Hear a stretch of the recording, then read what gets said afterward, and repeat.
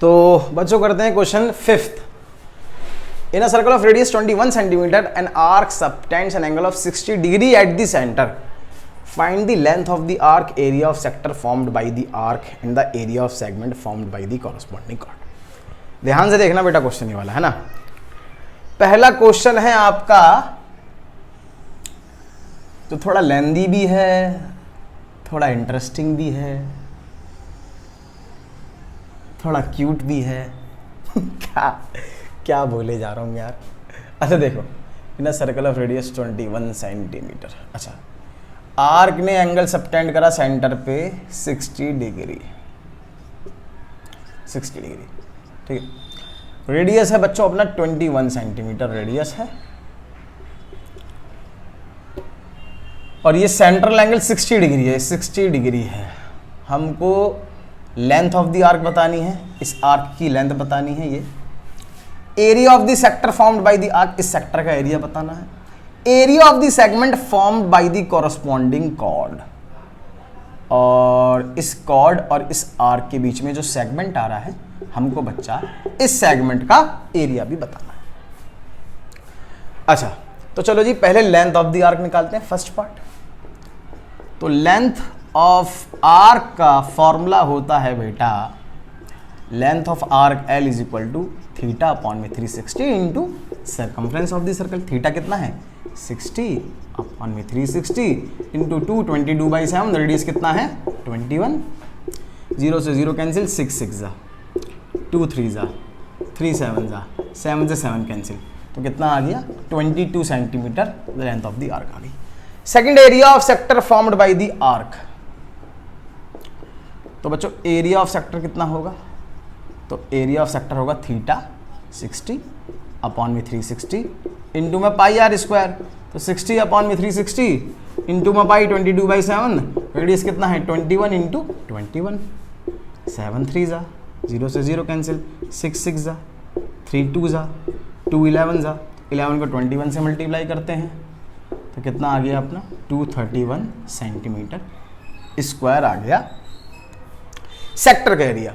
अब हमको क्या करना है कि इस सेगमेंट का एरिया बताना है। अब एक बात देखना बहुत ध्यान से, बहुत ध्यान से।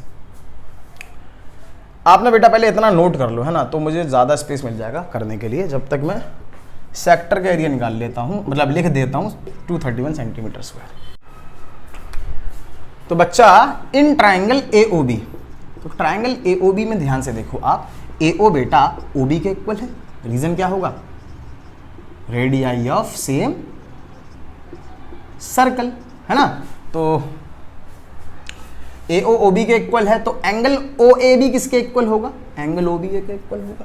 सो angle OAB equals angle OBA। Reason, angles opposite to equal, sides are equal, ठीक है ना।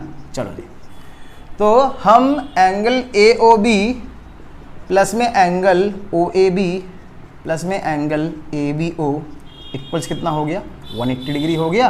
Reason, angle sum property of a triangle, ठीक है। अच्छा AOB कितना है, AOB तो 60 डिग्री है, ठीक है। अच्छा बेटा ये OAB किसके इक्वल है, ABO के इक्वल है, तो हमने इसको भी OAB से रिप्लेस कर दिया। इज इक्वल टू कितना हो गया 180 डिग्री हो गया। OAB plus OAB double of angle OAB is equal to कितना हो गया 180 माइनस 60 विच इक्वल्स 120 डिग्री। तो यहाँ से एंगल OAB कितना आएगा बच्चा 120 अपॉन में 2, तो कितना आ गया 60 डिग्री आ गया। तो OAB भी कितना हो गया 60 डिग्री हो गया। OAB किसके इक्वल है OBA के, तो ये भी कितना हो गया 60 डिग्री हो गया। तो पता ये चला कि भाई triangle OAB is an equilateral triangle. भाई इक्विलेटरल ट्राइंगल होगा ना, तीनों ही एंगल कितने हो गए 60 डिग्री के हो गए। चलो अब यहां से हमें क्या फायदा हुआ, अब एक बात देखना, अगर ये इक्विलेटरल ट्राइंगल है तो मैं डायरेक्ट इक्विलेटरल ट्राइंगल का फॉर्मूला यूज कर सकता हूं इस पर्टिकुलर ट्राइंगल के एरिया को कैलकुलेट करने के लिए। तो एरिया ऑफ ट्राइंगल AOB कितना होगा √3/4 साइड का स्क्वायर, जो कि इक्विलेटरल ट्राइंगल के एरिया का फॉर्मूला होता है।